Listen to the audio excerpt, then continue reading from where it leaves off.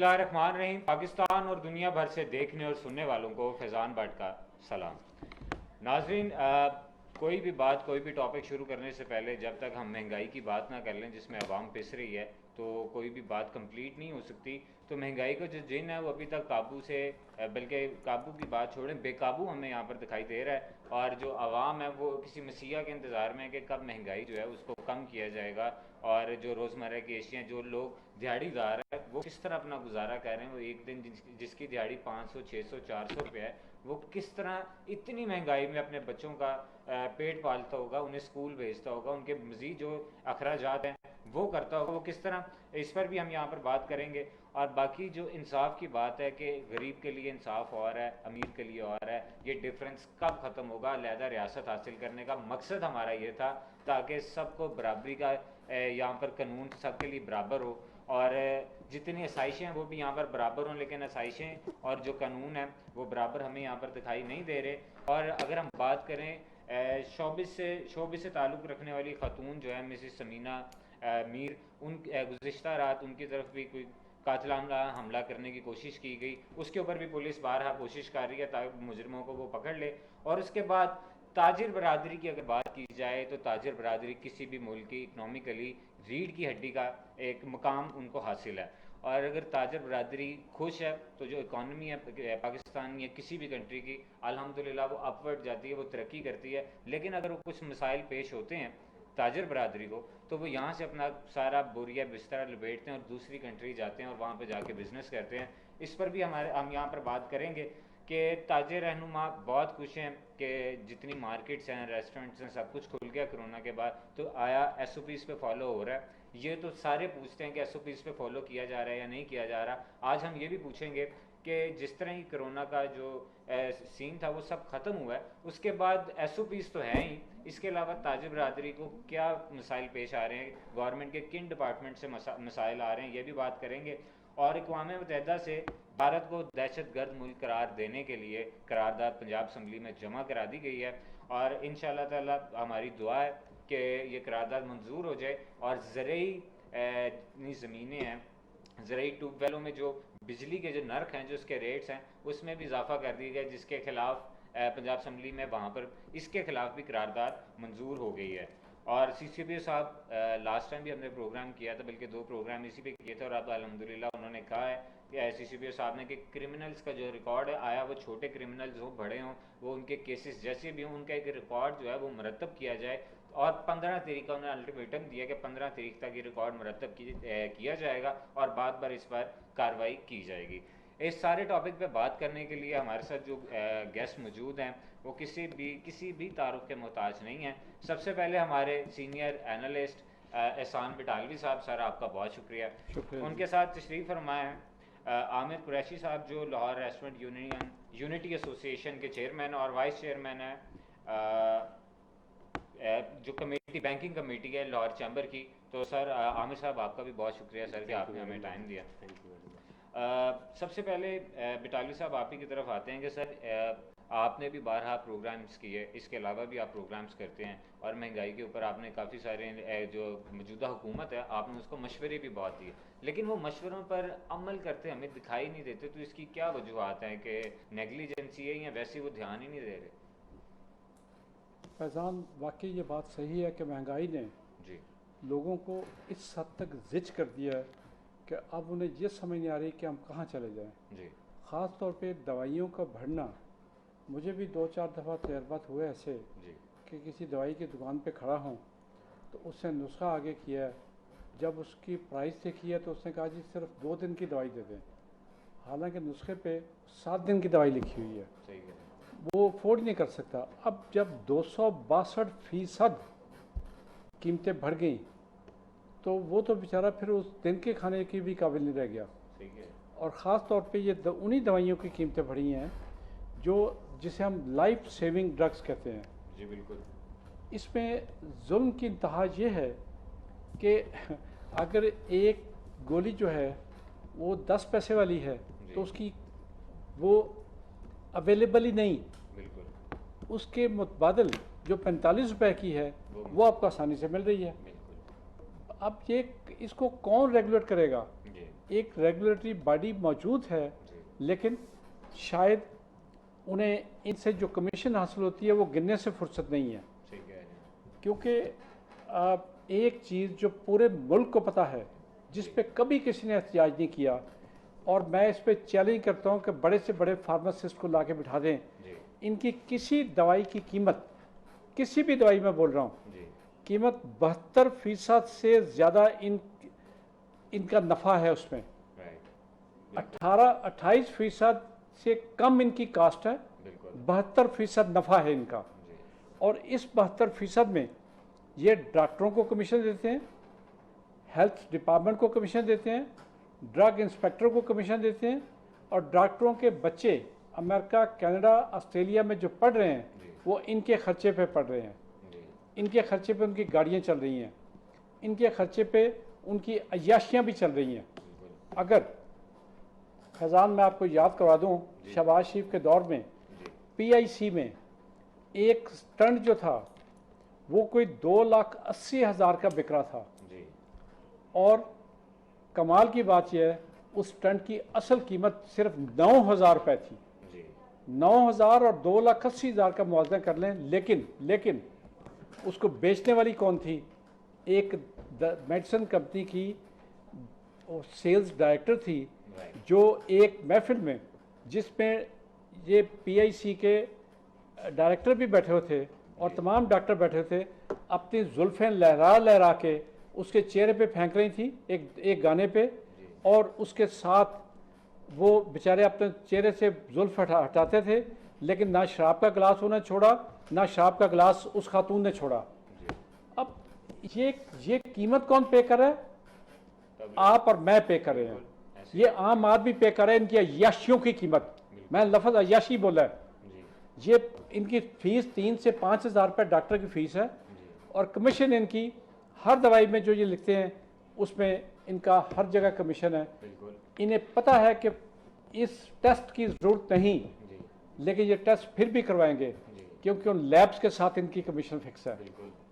अब एक आम आदमी लेकिन डॉक्टर साहब ये तो अपनी कमीशन से इकट्ठी कर रहे हैं, अपने पैसे इकट्ठे कर रहे हैं, लेकिन अगर हम ड्रैग अथॉरिटी की बात करें तो इतने साल जो उनको हेड कर रहे थे शेख अख्तर साहब, उनकी तो अपनी जाली डिग्री जो है वो जाली निकल आई। तो ये जितना काम चल रहा है सर, ये फैज़ान साहब यहाँ तो ऐसे लतीफ़े हुए हैं। जी एक ड्रैब का चेयरमैन वो भी लगा रहा है जो नैब को वांटेड था, जी और उसने अपना डेथ सर्टिफिकेट दे के अपने आप को डेड डिक्लेयर करवा लिया था, जी बिल्कुल सही और कह उसके रहे बाद वही सिलेक्ट होके वहाँ लगा रहा। हैं। जी बिल्कुल अब ऐसे ही है। जिस मुल्क में ये कुछ हमने देख लिया हो, जी उससे हम क्या तोक़ो करें? और जहाँ आप गरीब की बात करते हैं, मुझे ये बता दें जी कि सिपाही से लेके जी प्राइम मिनिस्टर तक गरीब की बात सुनने वाला कोई है? जी अगर है तो मुझे भी बता दें, ताकि जो लोग हमारे पास आते हैं फ़लाँ को सिफारिश कर दें, फ़लाँ को कर दें, हम उन्हें उस बंदे के पास भेज दिया करें जी कि यहाँ गरीब की बात सुनी जाती है। जी इसे- सर, जिस तरह के वादे किए गए थे, ये जिस तरह की नवीदें सुनाई गई थी कि महंगाई पे काबू पा लिया जाएगा, ये तो महंगाई पर काबू की बात तो छोड़ें, रोज़मर्रा एशिया की तो बात बिल्कुल ठीक है। इसके साथ जिस तरह आपने मेडिसिन की बात की है, अब तो लोग अपने बच्चों को अद्वियात जो हैं वो फराम नहीं कर पा रहे। तो इस पर हुकूमत देख तो रही है, सारे प्रोग्राम चल रहे हैं। लास्ट भी हमने यहाँ पे प्रोग्राम किया था, आप साथ थे, बल्कि ड्रैब से भी जो उनके एसोसिएशन के सदर हैं वो भी हमारे साथ थे, उन्होंने भी यहाँ पर सारा बताया, लेकिन अब तक उनके कोई अपडेट गवर्नमेंट की तरफ से कुछ भी नहीं आ रही। बिटाल साहब, आप एक लफ्ज़ बार बार इस्तेमाल कर रहे हैं जिस पे मैं बहुत हैरान हो रहा हूँ। गवर्नमेंट गवर्नमेंट गवर्नमेंट, कौन सी जी। गवर्नमेंट? कहीं जी। नज़र आती है आपको? जी एक मंजूर नामी शख्स जो टेक्स्ट बुक बोर्ड का चेयरमैन था, जी उससे पाकिस्तान की तारीख में पहली दफ़ा टेक्स्ट बुक बोर्ड ने 500 किताबों का जायज़ा लिया, जी जिसमें से 100 किताबों में हजूर सल्लल्लाहु अलैहि वसल्लम के बारे में हर्जाशराई की गई थी, जी जिसमें सहाबा को कहा गया था ये मुसलमान इसलिए हुए कि ये लूटमार कर सकें, जी जिस पे 9वीं 8वीं 9वीं जमात की बच्चियों को लेस्बियन बनने की तरकीब बताई गई थी, और उसका तरीका बताया गया था कि कॉलेज के हॉस्टल में ये लड़कियां क्या क्या करती हैं। जी। ये 8वीं 9वीं की बच्चियों को ये बताया गया था। जी कायद आज़म रहमतुल्लाह अलैह की तारीख पैदाइश गलत थी, जी इलामा इकबाल की तारीख पैदाइश गलत थी, और जब उसने ये 100 किताबें बैन की जी तो फैज़ान साहब जिस गवर्नमेंट का आप गवर्नमेंट बार बार कर रहे हैं, जी। उस गवर्नमेंट ने रात 11 बजे व्हाट्सएप पे उस बंदे को ट्रांसफ़र कर दिया, जी क्योंकि ये पब्लिशर माफिया इतना स्ट्रांग था जी कि उसने उसकी एक नहीं चलने दी। जी हालांकि वो सारी किताबें ऐसी थीं जिस पे तौहीन रसालत, तौहीन सहाबा और तौहीन कायद आज़म का दफ़ा लगा के उन्हें सजा देनी चाहिए। सजाए मौत दे देनी चाहिए थी। जी तो आप क्या कहते हैं इस बात की कि कहाँ हम रोए, मुझे ये बताएं, कहाँ चले जाएं हम? जी बिल्कुल, जिस तरफ भी जाएं रोने के अलावा कोई हमें चीज़ दिखाई नहीं देती। मैं ज़रा आमिर साहब की तरफ आता हूँ। आमिर साहब, पहले तो बंडल ऑफ कॉन्ग्रेट्स आपको कि जी आपकी इतनी मेहनतों के बावजूद, इतनी प्रेस कॉन्फ्रेंस के बावजूद, उसके बाद जाके आपने रेस्टोरेंट्स भी खुलवा लिए और आपकी जो एक तंजीम है अल्हम्दुलिल्लाह वो एक हमें एक्टिव दिखाई देती है। सबसे पहले आपने मुझे ये बताइएगा, कल भी आपने प्रेस कॉन्फ्रेंस की है, उसमें आपने क्या क्या एजेंडे रखे हैं और क्या क्या आपको मसाइल हैं वो जो पेश हो रहे हैं, उसके बाद फिर मैं अपने भी क्वेश्चन आपसे स्टार्ट करूँ। जी थैंक यू वेरी मच जी फैज़ान साहब, और मेरे बड़े हमारे सीनियर हैं तो जी मैं आपको भी थैंक यू अदा करता हूँ जी कि इसमें जो हमारी एसोसिएशन है लाहौर रेस्टोरेंट यूनिटी एसोसिएशन, और जैसे आपने मेरा तारुफ भी कराया, मेरा real name is full name is Aamir Rafiq Qureshi. जी ये जो एसोसिएशन हमने बनाई है ये पेंडेमिक में मार्च में बनी है, जी। मार्च के एंड में बनी है। जी। उस वक्त चूँकि मैं लोगों की मदद करना, उनकी प्रॉब्लम को सॉल्व करना, ये आपकी जीन्स में होता है, ये आपके मजाज में होता है, आपकी तबीयत में होता है। तो ये माशाल्लाह शुरू बचपन से मेरी फैमिली में, मेरे दोस्तों को सारा पता है, ये मेरा मजाज है। तो जब ये पेंडेमिक आया तो उसमें दोस्तों की प्रॉब्लम्स आई कि जो पुलिस है वो जो शुरू में इन्होंने टेक अवे डिलीवरीज खोली हुई थी उसको भी बंद कर रहे थे, क्योंकि पुलिस को इनिशियली तौर पे पता ही नहीं था कि कैफ़े में और रेस्टोरेंट में फ़र्क क्या होता है। और फिर ऊपर नीचे गवर्नमेंट, मैं समझता हूँ कि गवर्नमेंट जब से ये आई है आज तक, अभी तक ये स्टिल कंफ्यूज्ड है। जी इन्होंने जब ये पेंडेमिक आया ऐसे ऐसे नोटिफिकेशन निकाले हैं जिससे अवाम में और मसाइल बढ़ गए हैं। एक छोटी सी मिसाल बताता हूँ, इन्होंने एक नोटिफिकेशन निकाल दिया कि जो लैंडलॉर्ड है, क्योंकि ये मसला आया रेस्टोरेंट बंद हुए, उसका जो लैंडलॉर्ड था वो कहता था मुझे किराया दे, जो टेनेंट था किराएदार वो कहता है जी हम बंद, हम किराएदार का किराया कहाँ से दें आपको। इन्होंने एक नोटिफिकेशन निकाला, उस पर लिखा हुआ था कि आप लैंडलॉर्ड इलीगली डिसपोसेस नहीं कर सकता टेनेंट को। राइट। उसी दिन रात को मुझे एक टॉक शो में इनवाइट किया गया, मैंने वो नोटिफिकेशन पकड़ा और वहाँ पे दिखाया कि ये गवर्नमेंट ने एक किस्म का एक पैनिक क्रिएट किया है। कोरोना वायरस का पहले ही पैनिक है, बीमारी कम पैनिक ज़्यादा है। इस नोटिफिकेशन से पैनिक क्रिएट हो गया, क्यों जो जुमला लिखा है वो जुमला इलीगल लिखा हुआ है। क्योंकि अगर आप एक नोटिफिकेशन जारी करते हैं, आप लिखते हैं कि जब इलीगल डिस्पोजेस नहीं कर सकते, तो ये लिखने की बात ही नहीं है। ये तो पहले से मौजूद है। आज़ाद मुल्क है, आज़ाद शहरी हम, तो इलीगल तो कुछ भी नहीं हो सकता। अब लेकिन अवाम हमारी चूंकि लिटरेट इतनी नहीं है जो रेशो हमारे मुल्क में है, उन्होंने समझा जी गवर्नमेंट के ऑर्डर आ गए हैं, अब हमें मालिक माल नहीं निकाल सकता। लड़ाइयाँ शुरू हो गई, बिल्कुल ऐसे ही लड़ाइयाँ शुरू हो गई, मामले मेरी एसोसिएशन में आ गए। मुझे जो मेरे मेंबर्स हैं लाहौर शहर से, लाहौर से बाहर भी, मुझे दरखास्त करें, मुझे फ़ोन करें कि जो नोटिफिकेशन हमारे पास है गवर्नमेंट का, तो ये किराएदार हमारे पास बंदे लेके पहुँच के ताला लगा दिया। मैंने उनको समझाया कि भाई ये बात गलत है, इलीगल तो इलीगल है। ठीक है जी, अगर आप एक कॉन्ट्रैक्ट करते हैं आपस में कि जी मिलके हम चोरी करेंगे, तो वो एग्रीमेंट भी इलीगल है। तो उसी मैंने अपनी कैंपेन में, टॉक शोज में, मीडिया में उसको बड़ा मैंने हाईलाइट किया, और मैं अल्लाह ताला का बड़ा शुक्रिया अदा करता हूँ, उसके साथ मीडिया भाइयों को शुक्रिया अदा करता हूँ। चंद दिनों में गवर्नमेंट को वो नोटिफिकेशन वापस लेना पड़ गया। किसकी वजह से? लाहौर रेस्टोरेंट यूनिटी एसोसिएशन के प्रोटेस्ट से, उनकी अवेयरनेस से, उनकी क्लैरिटी करने से वापस लेना पड़ गया उनको। तो ये तो हालात है गवर्नमेंट के, गवर्नमेंट कंफ्यूज्ड है। बिल्कुल। इसके बाद जो इश्यूज़ की बात आप कर रहे हैं, जो अभी रेस्टोरेंट हमारे खुले नहीं थे, हम तो इस्लामाबाद डी चौक पे जा तक के एहतजाज करते रहे, लाहौर में किया है, प्रेस क्लब में किया है। मेरा ताल्लुक, मैं समझता हूँ Lahore chamber of commerce is my second home. ये सेकंड होम इसलिए कहता हूँ, एवरी बिजनेसमैन इन पाकिस्तान उसका सेकंड होम लाहौर चैम्बर है, या जिस इलाके में वो है उस इलाके का चैम्बर तो सेकंड होम होता है। ये एक ऐसा प्लेटफॉर्म है जहाँ पे जाके आप अपने कारोबारी मामले की आवाज़ उठा सकते हैं, यूनाइट होके, यूनिटी के साथ जो लोग वहाँ पर बैठे होते हैं। उन्होंने हमारा इरफान इकबाल शेख साहब उसके प्रेसिडेंट थे, जो कि अभी नई टीम कल आई है, पहले वो टीम वहाँ पे थी, उन्होंने हमारा बहुत साथ दिया, बहुत सारा साथ दिया। इसी तरह हमारे जो लीडर है अंजुम निसार साहब, FPCCI के वो चेयरमैन है, उन्होंने बड़ा साथ दिया हमारा। तो हमने चैम्बर में जाकर प्रोटेस्ट किया, वहाँ पे अपनी आवाज़ उठाई, सड़कों पे निकले, प्रेस कॉन्फ्रेंस की, सारा कुछ किया हमने। लेकिन बात ये है, गवर्नमेंट नज़र कहीं पे भी नहीं आई। मैं एक जुमला बोला करता था, अवाम हम गवर्नमेंट के साथ है, हम हुकूमत के साथ है, हुकूमत पता नहीं किसके साथ है। तो बात ये है कि वो समझ नहीं आ रही हमें। हम मिनिस्टर्स को मिले हैं, हम साहब इक़्तिदार लोगों को मिले हैं, जिसके पास गए हैं उसने नया रंग बताया।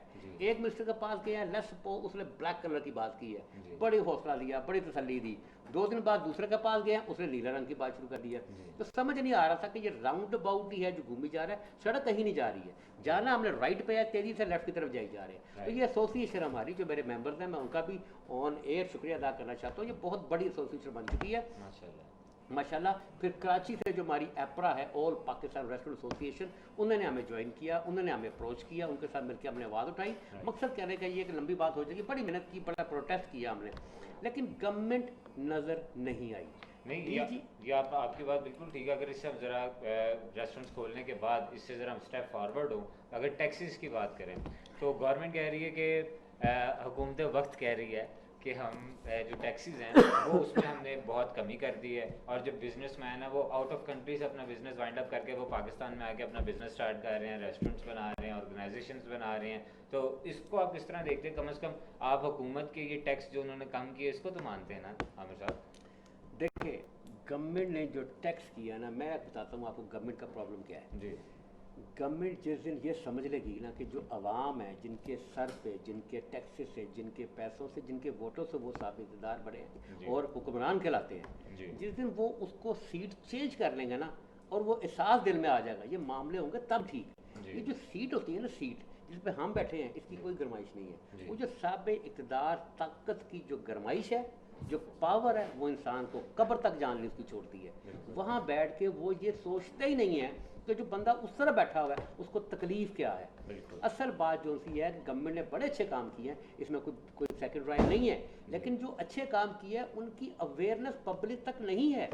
मैं आपको बताता हूँ, अभी चंद दिन पहले जो हमारे chief commissioner income tax Lahore है, अहमद शुजा साहब, बहुत अच्छे आदमी हैं, उनके ऑफिस से मुझे फ़ोन आया कि आपके साथ आमिर साहब हमने जूम मीटिंग करनी है, खुली कचहरी है, पेंडेमिक है, तो हम जूम मीटिंग करेंगे खुली कचहरी के तौर पर। काफ़ी सारे अहदेदारान लाहौर में उन्होंने लिए, मैं भी साथ एंगेज था। तो उनसे उन्होंने मुझे बताया कि जी हमने रेस्टोरेंट इंडस्ट्री में, हॉस्पिटैलिटी में 6 साल तक का जो डेफर्ड टैक्स थे, जो प्रॉब्लम थी, वो हमने बढ़ा के 8 साल तक कर दी है। तो ये हमने बड़ा अच्छा काम किया, मुझे बता दें। मैं क्या अहमद साहब आप भाई हैं, आप ऑफिसर भी हैं, मुझे ये बताएं, as chairman of the association, मुझे ये बात आपसे पता लग रही है, और जो बेचारा आवाम है, मुल्क हमारा को पढ़ा लिखा मुल्क है, उसको कैसे ये पता चलेगा? तो मकसद काम है, गैप है। आप अच्छी काम कर रहे हैं, हम नहीं कहते नहीं कर रहे, कुछ कर भी रहे होंगे, लेकिन पब्लिक को पता ही नहीं है। तो मैंने उन्हें कहा कि आप जी FBR की जो आपकी वो वेबसाइट है, उस पर इसको आप क्लियर करें, क्लैरिटी दें। उन्होंने कहा जी वहाँ पर लिखा हुआ है, उन्होंने मेरे सामने, मेरे साथ लैपटॉप था, TV पे ऑनलाइन थे हम, उन्होंने खोला, देखा लिखा हुआ। मैं कह रहा अहमद साहब